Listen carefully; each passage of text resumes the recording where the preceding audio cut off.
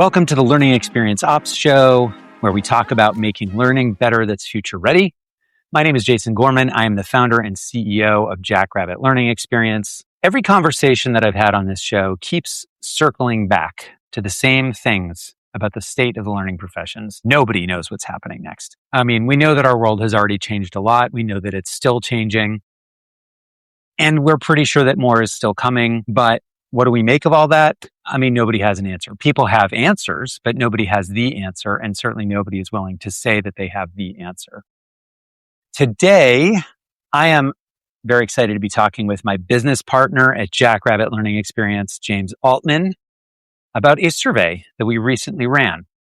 We asked learning professionals a pretty simple question. What skills do you believe will matter the most for the future of this work? James did 99.9% of the work on the survey and has spent time with leaders in different industries after the survey came out to unpack some of our findings and what a next action might be. I think this is the start of a longer conversation. It's certainly not the end of one because we still don't have any definitive answers. But I do think it points to a few things that we should be paying closer attention to, things that could really shape how we think about the future of our own work. So it's been a little while since we did this, James. Welcome back to the show. It has. I'm so glad to be back. So as I said, you did the most work on this survey. So let me start with the big obvious question. Why did you do this? Well, what is the survey? Why did you do it? And why now? Yeah, you set it up well, I think, when you started talking about people trying to have the answer. And I think that's what we're trying to do. It's a deep and perpetual question right now, kind of like, what will the future look like? So maybe one thing to talk about is that this didn't seek to answer stuff that we will see in 5 years or 10 years. It was like 3 at the most. Like, how do we wrap our arms around 36 months of time when you said it the other day, actually, major news as it relates to AI, which as it relates to learning, the learning profession and the work that we do, comes out every week, whether it's a new model in kind of the race for models or whether it's the adaptation or application of what some of this technology can do or build. So the implications are kind of constant. So the survey, in terms of why, was just like, we all know that our profession, our colleagues are thinking and working and struggling and trying things, and why not kind of talk to them at scale, I suppose is one way to put it. Like, we have tons of conversations, tons. I think our companies are really great at meeting with lots of people where they are and having just open, honest conversations through all of our various venues and convenings. But this was like, how can you talk to 197 people in the matter of a couple of weeks? And we did that. So I think that was part of the point. So that's a bit about why. And I started talking about what in terms of the 3 years. Like, we're asking them what skills they think are important. So rate each one of these skills on a scale of 0 to 5, 5 being very important to you in your job in the next 3 years. And we give them 9 skills. We spent a while trying to think about and validate with others what would be an appropriate set of skills. We did not want them to rate 29 skills, which, if you go to some taxonomies or competency frameworks, you'd end up having many, many skills. So we tried to get it to a very kind of manageable amount. And then there are kind of different areas of the survey asking them a little bit more about themselves, a little bit more about what they think gets in the way of their learning, etc. But that's kind of the overarching description of the survey and why now. I think I got 75% of your questions answered. I think so. You actually answered my follow-up too. I was going to ask, what were we actually asking people? And you just said what we're actually asking people. I do want to talk about the findings. I actually want to flag something that I really like about where the survey ended up in terms of the responses that we got. The mix of people that answered was pretty good. We had people from higher ed, corporate, we had consultants, we had people working in nonprofit settings, K-12, government. We had people who were senior in their career, more mid-career folks, and then some folks who were just getting started in their career. 6 different regions worldwide. So to me, this range is kind of a big part of the point of why we did this in general. I mean, it's a big part of why we say learning professionals instead of something narrower. So you and I have had this conversation about, do we call the people we're talking to learning professionals on this podcast and through this survey and in the AI forum that we run? And we have really landed on learning professionals. And so while we've had this conversation, we've never had it on tape. So maybe now's the time. So since you're the guest, I'm going to ask you first, why are we calling the people we're talking to learning professionals? Yeah, I'll start with that. I do want to jump back to one of the other questions you said, which is, or not questions, but just observations in terms of the span of people that we had. That it was good. It was a lot of work because we were asking a lot of people around the world to fill this out, and in order to get that. So I'm just addressing kind of any potential questions, or maybe I'm actually raising a bunch of questions around the methodology, because this was really the first kind of professional survey, industry survey that Jackrabbit did. Mm-hmm. And I think we learned a lot, and there's a lot more to do. I mean, we could do a whole episode on basically what we'd like to do better. And I'm sure we'll end with what's next. And that will definitely be one of the things that's next. We will do another survey and we will learn and improve from this. So I will comment a little bit about that, but I'm going to skip around. So then you said, why learning professional? And yes, you and I have debated it. I've also had many debates with people as I was thinking about this survey, thinking about how and where the venues. Well, can I just ask a question? Why is it a debate? Yeah. Can just maybe we set that up. Yeah. So I don't know that you can find learning professional out there. It's not a domain. It's not a title. Right. You don't become an associate learning professional, a mid-career, you don't, there's no title for that. What's interesting about discussing it with people that are in learning, and I'll lay out some categories or sectors as we've been calling them in learning. K-12 is obvious, right? Like in kindergarten through 12th grade, you are learning, you're in school.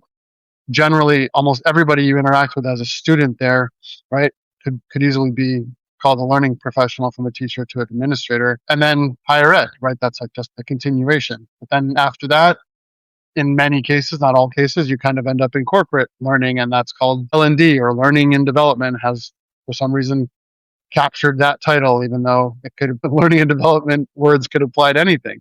And then there's then there's workforce development, which corporate is also part of the workforce, but it means this whole other set of thing and has all these other people that do all these various jobs. So I've been talking to all those people, and what's really interesting, it's actually a minority, and this is anecdotal, this is not kind of quantitative survey data, but anecdotally, when I talk to people and say, I'm surveying learning professionals and I'm trying to think about the future of learning professionals, there's a small portion that says, what's a learning professional? What do you mean by that? I kind of understand that you are one, you're running a learning experience design company, so I get that, but do you mean instructional designer?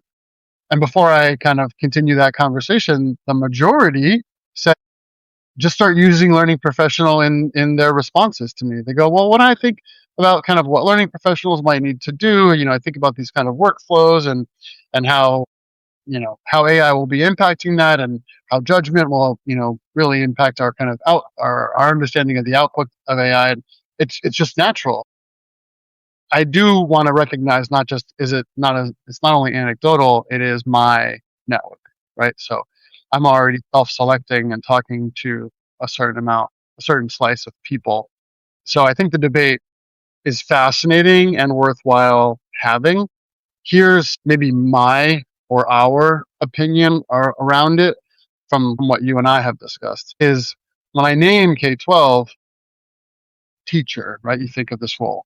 Corporate L&D, like course instructional designer. Higher ed, like maybe learning strategists, right? Like there are all these different roles and titles.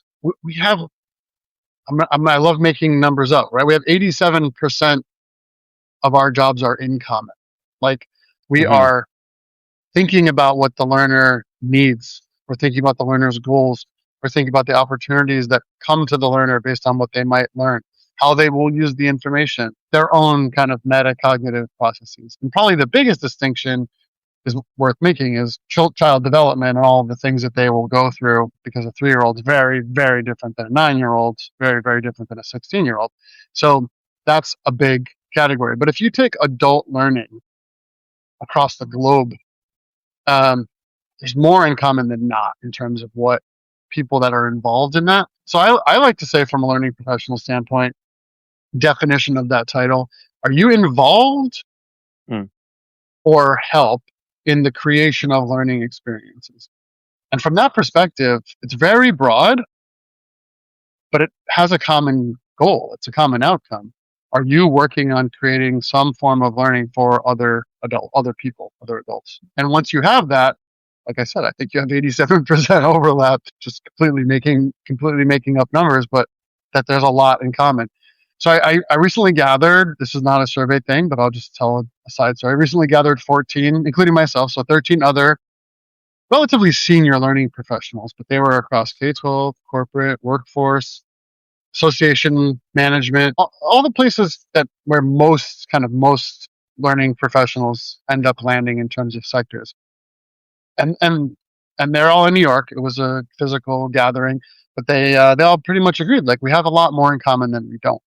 And this is from the CLO of a major, I don't even know, Fortune 500 company, a big company, down to someone that's doing teacher training, kind of class by class in NYC public schools for the Department of Ed, or for a nonprofit that helps with the Department of Ed. So a fascinating array, but generally they agreed. A, they agreed on this kind of idea that learning professionals is a valid title, and B, that there's a lot more in common than there isn't. I said I would go back a little bit to the survey, like things I would like to improve in the survey.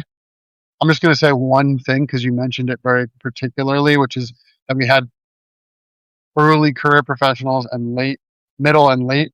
And one of the problems with the survey was that we asked for entry-level professional, mid-career professional, and senior career professional.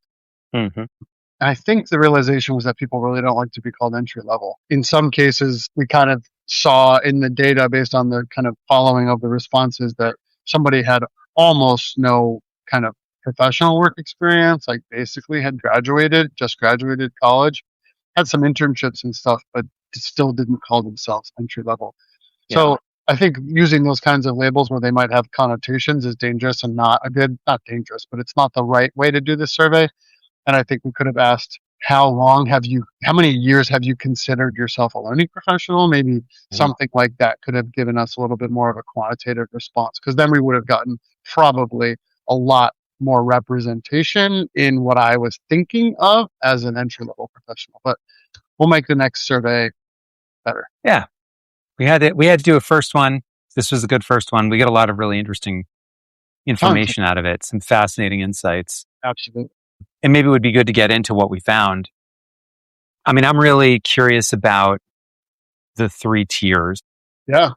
In the responses that emerged. I don't know that we need to talk about, all 9 items that were on the survey, but more of what jumped out are that at the kind of the bottom tier are all of the things that I think 4 years ago, 5 years ago might have sat at the top, and things that we've really built our professional identities around in some cases.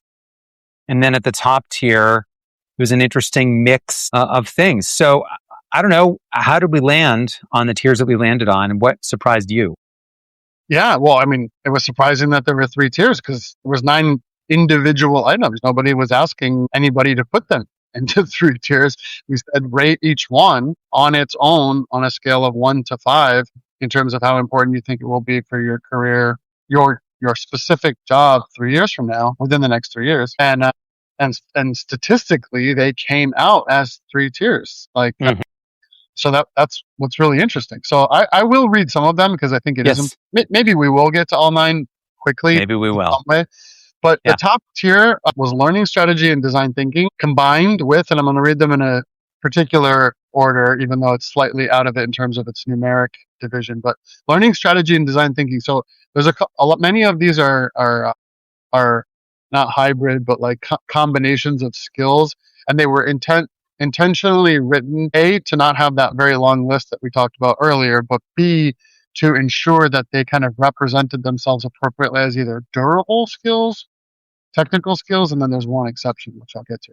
So why durable and technical?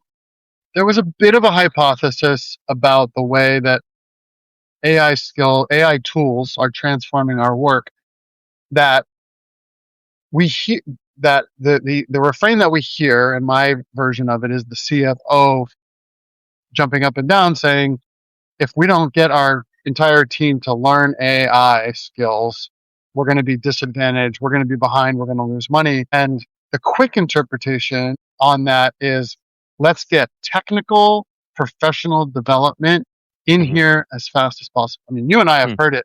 We've been asked for it, right? Like it's evident. And as you and I have worked with AI so much and been trying to figure it out and how it applies, I think we've been like, well, geez, there's a lot of judgment going on in terms of how do I use this output appropriately?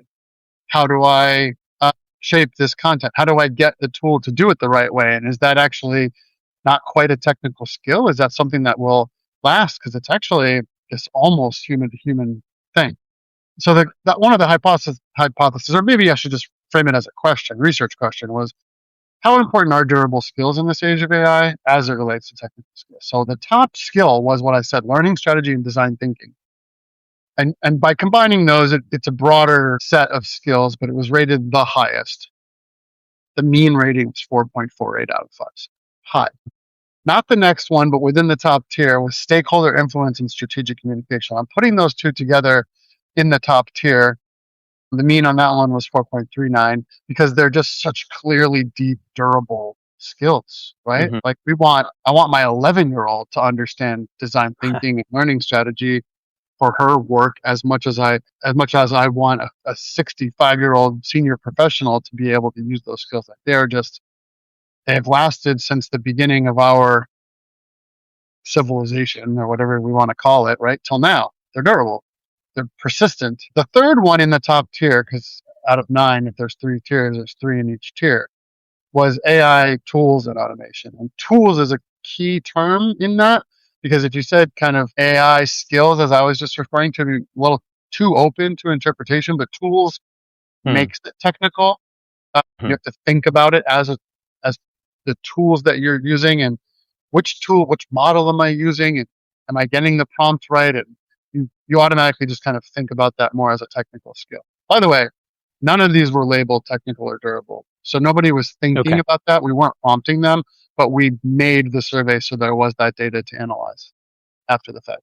So because I said them out of order, it's important to note that learning strategy, design thinking, AI tools and automation, and strategic influence and strategic communication were statistically all in one tier. There was no way to separate them based on the data. We ran many different analyses. And even though AI tools was a little bit higher than strategic communication and a little bit lower than design thinking. So that's the top tier, which I think is interesting. 2 durable skills and AI is in there, but from a tighter perspective. From your thinking and the conversations that you've had with the other folks that you mentioned a minute ago, are there any thoughts about why those things rose to the top? Well, there's a lot more questions from this survey, right, than answers. So I think there's probably 2 things I should say, and I'll try to keep these tight so we can maybe talk about some of the other tiers. But one is we did actually have more senior people. The sample was not random. It was largely targeted, and we emailed everything from graduate programs to individual LinkedIn messages to people asking them to fill it out. So, but we definitely found the people that filled it out. Maybe they had more time on their hands, who knows? But more senior people filled it out. More than half of the people identified themselves as senior. So as a senior professional, do you have more of a perspective that durable skills last longer? You've been doing your work longer and you've seen tools come and go, and you're thinking, I'm going to put myself in a senior professional mindset. Am I thinking, well, I'm 50, I've been in this profession 25 years, 3 more years. Like, I know I need to learn AI, so that's up there. But like, I probably am going to do really well with big picture stuff like learning strategy and design thinking and stakeholder influence and strategic communication, making sure I can express my ideas clearly, which are being put to the test right now on this podcast, whether I can express my ideas clearly. But I understand that it's important, so I would rank them high, right? Yeah. Mm-hmm. So why are they there? I'm going to then just jump to an answer to a question that you didn't ask, which is, well, why might there be durable skills down low, Yeah. right? Sure. There was one. And it's facilitation and delivery specifically, because there was actually a couple other durable skills, but at the one almost near the bottom is facilitation and delivery. And I don't know, right? It's really interesting. What can you remind me? How exactly was the question phrased? Which of these skills will be most important in the next 3 years? It was individual. It's important. I'm glad you're asking, because it's important to restate that. They were asked to rate each individual skill on a scale from 0 to 5 on how important they think it will be to them. So the mean for facilitation and delivery is 3.66. So it's not unimportant, right? A little bit more important than not. In fact, all of these skills got above 3.5. So I kind of thought all of these were useful, but the bottom tier was mostly technical. So 2 technical skills, you mentioned this at the beginning, things that I've literally built my career on in a very concrete way. Learning technology, parentheses, LMS, authoring tools, and content development. At the bottom tier. Bottom tier. And both of those are in there with facilitation and delivery. And just to be clear, this is not like people saying that these things don't matter. They're saying that in terms of the importance that it might matter to them or to, I guess, our profession, that they're slightly lower than these other ones. Yeah. So I think I named the top ones had means of like 4.48, right? Or 4.46. These ones had means of 3.7, 3.6. So it's a full point difference, right?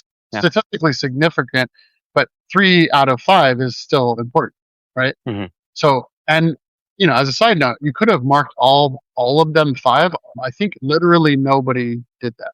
So people did rate them differently. Like in terms of the data analysis, the data was telling there was clear patterns in terms of where people thought these were important.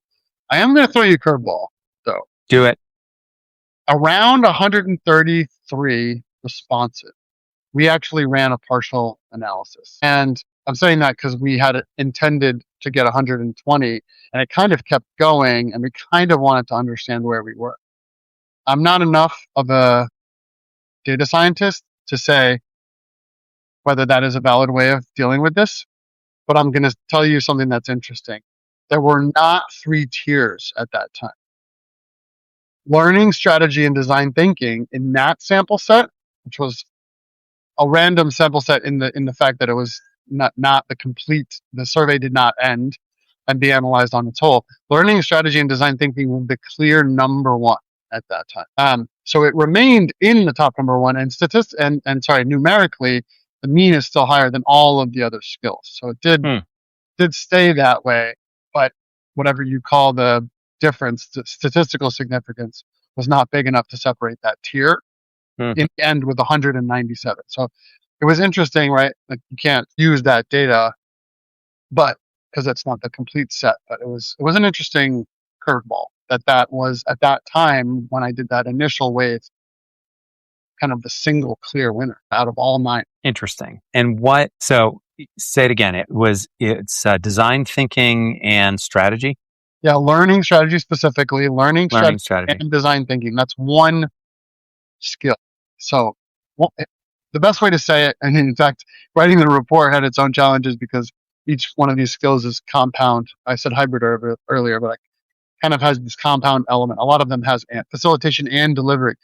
It's a skill item. That's probably the best way to talk about it. It's a skill item, right? They're rating the item, which is a set of skills. So it's like the item that they rated said learning strategy and design thinking all in one phrase. Another thing that came out in the report beyond the tiers, there were a couple things that I found particularly interesting. I think In the report, you refer to them as gaps, kind of interesting gaps. So I'm going to talk about those. I'm also going to add a little bit of my commentary before I give you a question. Yeah.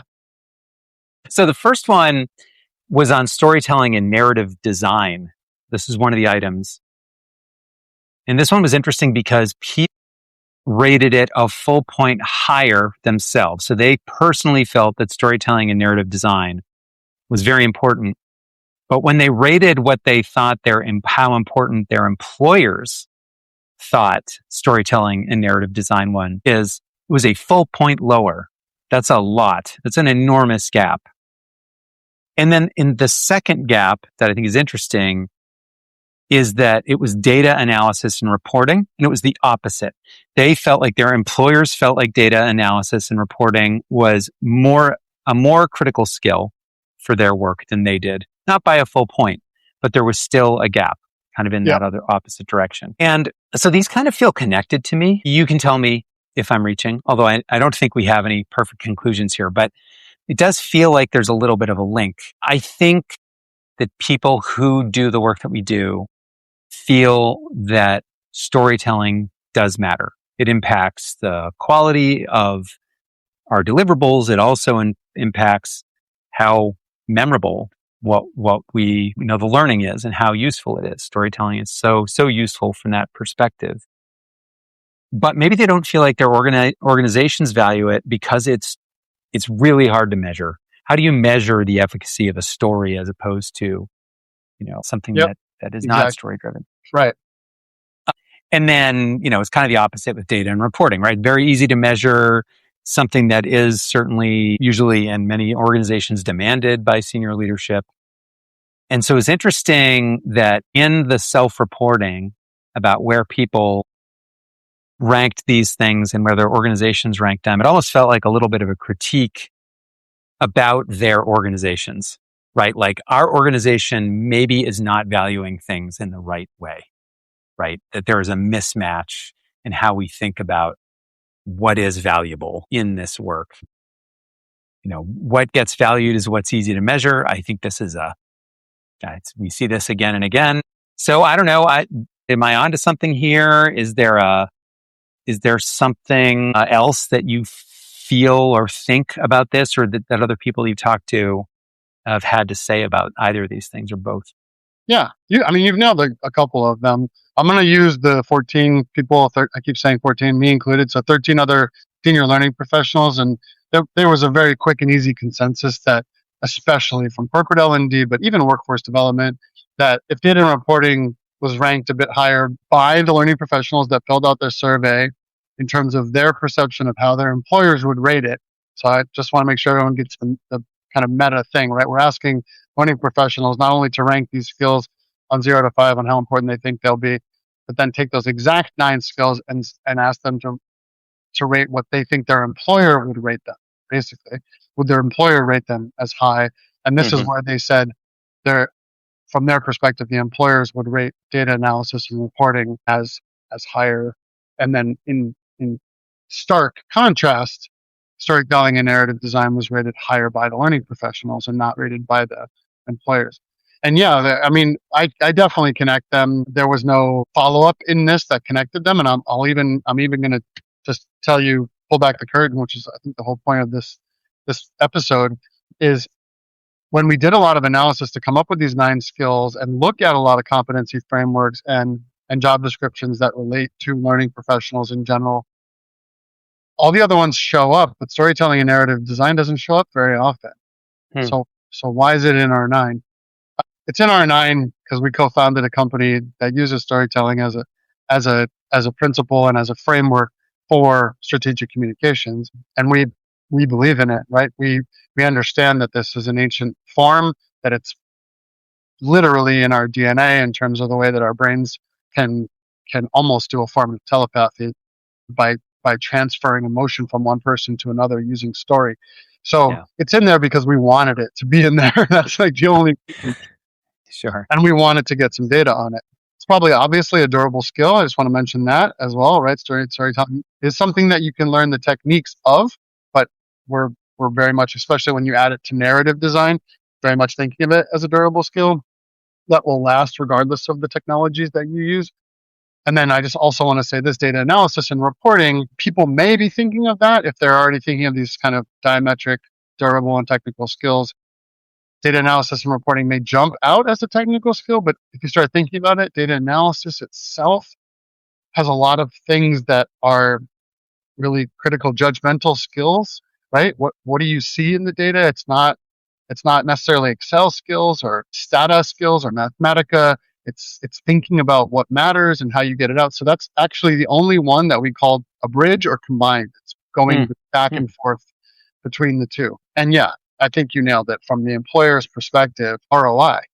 What's the I? If I'm going to make an investment on something, right, I need to see what that is. Businesses have to have that. It's like a fundamental element, and storytelling is extremely hard to measure. I started joking around with this group. Could there be like a dashboard of the number of times you'd get goosebumps from a learning experience, right? Because like you're probably going to get goosebumps. I would easily say, from a storytelling tool, right? Some unbelievably kind of crazy story that just gets you on the edge of your seat and gives you goosebumps. And if you had goosebumps occurring in learning experiences as a metric, it's this wonderful way to connect ROI, right? We're now measuring something, which is the efficacy of storytelling for engagement, right? You're transmitting these emotions via a learning experience. So that kind of stuff is fun to be able to think about, but it certainly makes a good amount of sense that learning professionals are very much interested in the goosebumps, right? They live for those, probably many of us. I do. And the report is the employer's bread and butter. So it's kind of not crazy, but it's also important to think about, and then brainstorm these ways to make those two work together is also really, really interesting. I mean, you and I talk about this stuff all the time, but AI may now provide us ways to measure storytelling in ways that we never have thought about, right? Like, does measure the efficacy of the storytelling in the course? Like, we might be able to assess that, create new models of understanding through LLMs that we didn't have before, especially at scale. So yeah, really, really kind of interesting. By the way, we did talk about the bottom tier. These two that we're talking about right now are the middle tier. So it's also kind of interesting that the ones that had the biggest differential between employers and learning professionals were in the middle tier. The top one in the middle tier, because they were all very close in numbers in their ranking, was change management and organizational development. So yet another durable skill. So out of the top 6, 4 were durable. Interesting. Yeah. Well, we have talked a little bit about AI, but we should talk a little bit more about AI. Yeah. In the survey, 44% of the people named something AI related as the single most important competency for the next 3 years.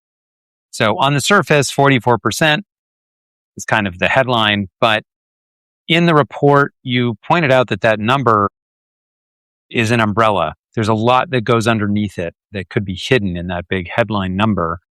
So what is being lumped together in that 44% of people who say that AI is the most important competency? What does that mean when you dig in? Yeah, there was a couple of categories and a really wide range of self-reported experience with AI, which would really color your ranking of those skills, right?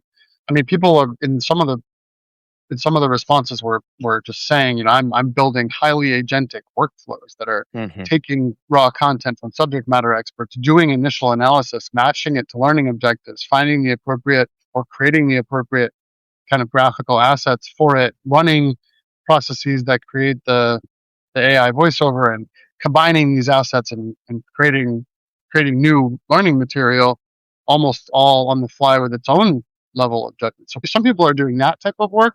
Some people were saying, I am actively resisting all forms of AI, and I'm not using it, and I'm not going to use it, and you can't make me use it. So that scale was present.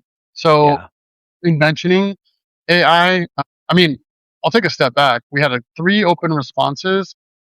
We have yet to kind of truly expose all of that data because it was so rich.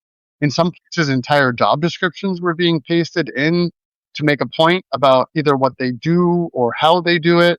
People were probably also pasting in things that came out of AI and putting them into the survey. I think just the amount of qualitative data that came out of this survey compared to if you had done it in 2022 would be fascinating, because I think we're all dealing with a lot of content. Some of it may be SLOP, some of it might not be, but like it was a lot. People put a lot of stuff in there, probably because we're all kind of doing that with a lot of data, a lot of words these days. Really interesting, really interesting. Another pattern, I don't have a number for it right here, right now, because it probably doesn't merit some more analysis, but AI was mentioned a ton in those open responses. So was judgment. Like literally just the word judgment came up many, many, many times. Really interesting on that, and how to preserve it, or how to get back to it, or how to help your colleagues have it when they're dealing with something in the output. So judgment, really interesting to see that word highly kind of within the mix at a very high rate mixed in with AI. And then another trend with the open responses, just going with that flow for a minute, is that we asked about learning professionals' ratings, and we asked about their understanding of their employers' ratings, their perceptions of their employers' ratings, and that appeared to be a trigger potentially about, well, in this open response, kind of, is there anything else that you'd like to tell us? People took a lot of opportunity to kind of draw what might be described as a general indictment of the learning profession. And what I mean is that people were saying, they're actually saying what you said at the beginning of this episode. They were saying, no, there is no clear answer. I am getting extreme pressure from this side, whatever the side it is, to use AI, to, in some cases, not use AI. Like, some organizations are still like locked out of the tools, and probably those organizations have like good reasons, but that is still impacting them. So, and then there's no map, there's no guide, there's no, like, it does feel like chaos for people. And I don't think learning profession is all that different than a lot of other digital jobs, in that people probably feel that way. But man, did it come out in the qualitative responses. Yeah. It's fast. Well, the 44% of people who said that something AI related is the single most important competency in the next 3 years, that's very mixed. I mean, it's dominant as a single technology, but we all know that it has this outsized place in our thinking, in our work right now. Yes. Didn't even get to 50%. I just think that in itself is actually quite interesting. I would have expected that something AI related as the single most important competency would have been a little higher. But I think that tells a story. And what you just said is that there's this incredible loud disagreement about what it should be, let alone what it will be. And thankfully, I would hope that us as the humans, who should be the beneficiaries of anything AI related, should have a say in how it's used. So that people are pushing back. This is how we shape where these technologies have a place in our work and in society. So I am fascinated by that. And just from a larger perspective, I would say in the last weeks, from students booing graduation speakers to, the government pulling the best model in the world off the market with an hour and a half notice, to OpenAI finances being released, and it looks like they've lost over $24 billion in a year. That's billion with a B, by the way, not million with an F. So there are a lot of questions about the future of these technologies, the sustainability of them, how much it's going to cost us, whether people even want to use them. So I think that when this survey happened, which was really towards the beginning of this year, clearly there's a lot of that boiling right under the surface that seemed to come up in the survey itself. Yeah. Yeah. That's a great point. I think there's a little bit of a section, we kind of called it like the season in which we gave the survey, because the spring of 2026 in terms of AI was unique in terms of itself, right? There were like literally like vandalism acts happening to the leaders of AI's houses. Right. There was, I mean, if you looked up maybe something like AI data center protests and you looked at that in 2025, you probably find some, but like in 2026, it's a thing. It's a major news story. It's in local news and national news, and there are protests and legislation and petitions happening all over in 2026 because people are saying they're making the energy more expensive. They're saying they're using the water, right? All of those things that it's important to think about the season in which a survey takes place, and it was spring 2026. That was not insignificant in terms of what we were asking and when we were asking. Definitely. And actually, one of the open text responses, every time I read it, it just feels like a gut punch. So you said there was one place where people could just write whatever they want. And somebody wrote, quote, "I feel like I'm being set up to fail in relation to AI," right? And so, yeah, I don't know, when you read that, like, what do you picture?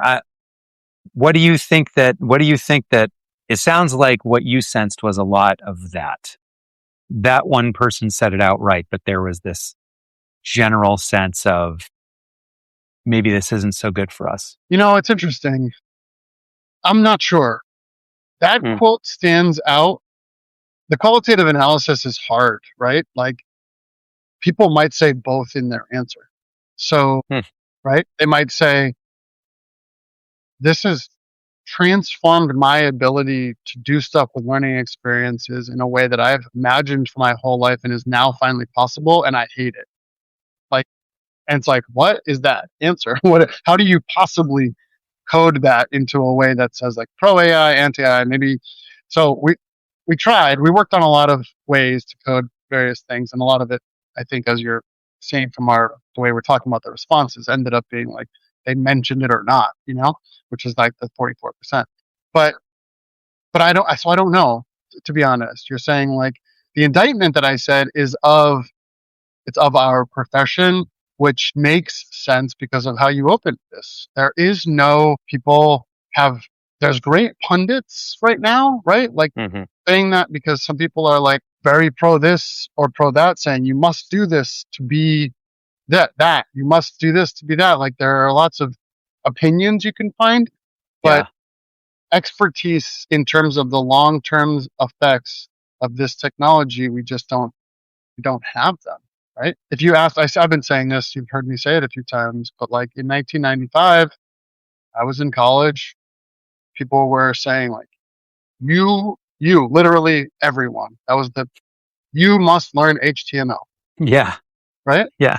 Yeah. Yeah. Sounded right at the time because everyone was saying it. And I did it. I learned it. Yeah. How much did I really use that? Did I become a web designer? No. I mean, my daughter came home from school talking about STEM and learning some coding, and I don't have any more citation than her STEM teacher, but her STEM teacher said 2% of the world is involved in computer coding. Tiny number, right? Tiny number. We think about it all the time. We interact with it all the time. And maybe the number is growing because I'm doing more coding or vibe coding to be more accurate, but it's interesting to think about how that relates to the skills that we will need, right? Everyone's saying learn AI, but AI is hundreds of different skills. Yes. So how can we possibly know exactly what that is? I'm gonna pull out a quote, and maybe I'll even say who this is. It was not from the survey. It's actually from the follow-up that I did with the 13 people. This amazing learning professional who has been involved in developing everything from technical high school programs to kind of statewide workforce development programs. His name's Diallo. Super intelligent, wonderful guy. And he said, one of my pieces of advice for people that I work with is to say, try not to use AI for something that you don't know how to do, more or less, right? Like don't jump off the cliff and do so and ask for something. And then we kind of got into the discussion and we kind of refined it to like, in terms of like content, it's probably a more accurate way of talking about it. And when we say that, we meant like, if you've never written a strategic plan for a workforce development program, right? Or or a program for workforce development, maybe don't ask it for one because you might not know if it's good, right? Yeah.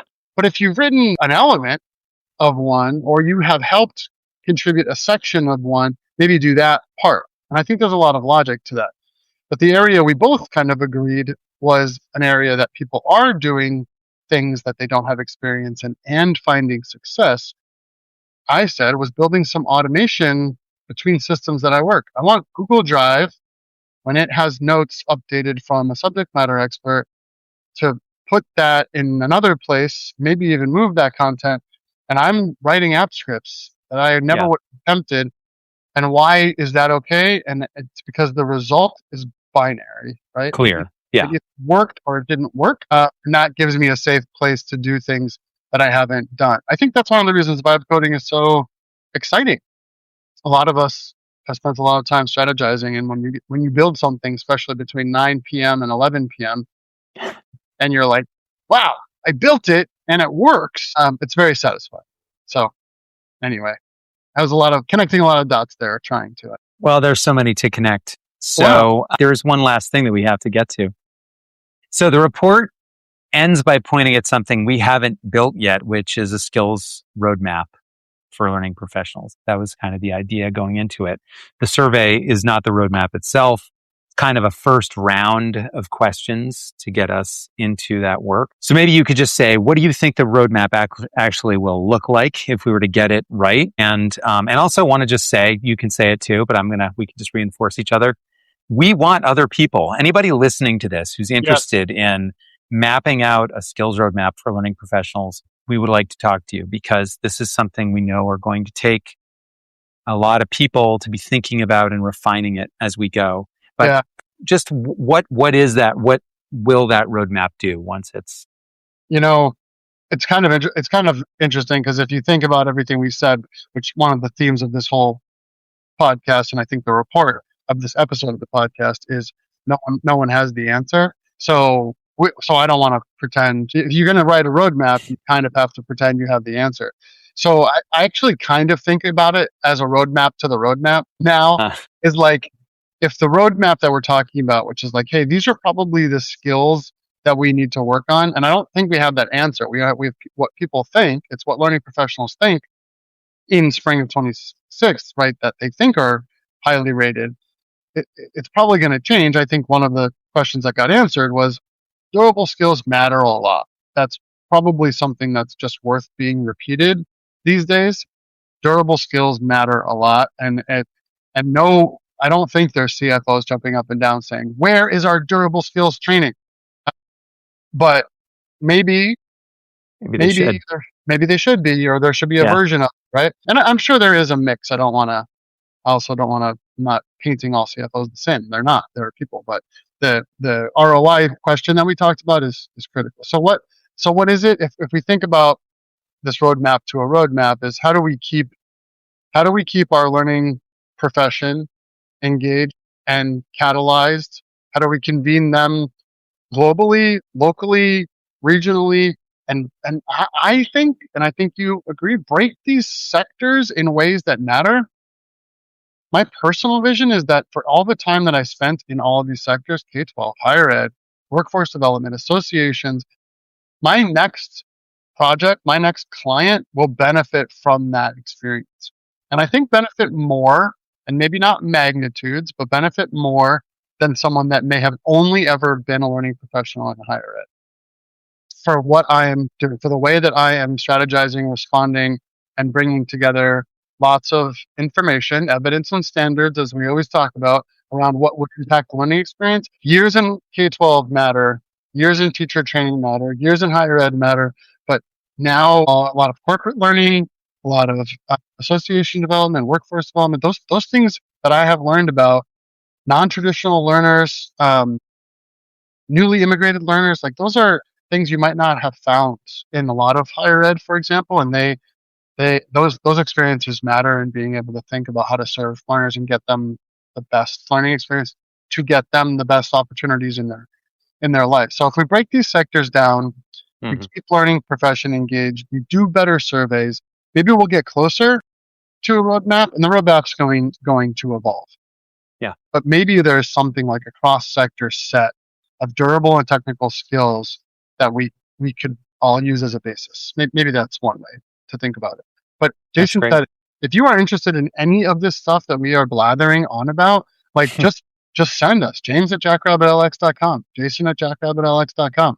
Just we're a little excited about it and about what's possible, and we'd love to be excited with you to talk about it. So definitely want to underscore that opportunity.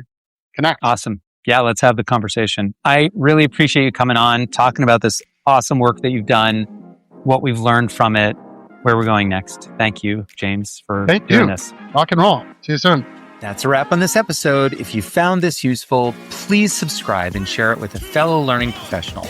It's the best way to help others find the show. And if you want to keep the conversation going, we have two ways to do it. We have a monthly online AI forum for learning professionals. We also have a Slack community by the same name, totally dedicated to learning professionals. These are great places to meet more people who do the kinds of things that we do and make sense of the world that we're in and what's coming together. You can find the links in the show notes, or you can reach out directly to us at podcast@jackrabbit.lx.com. See you next time.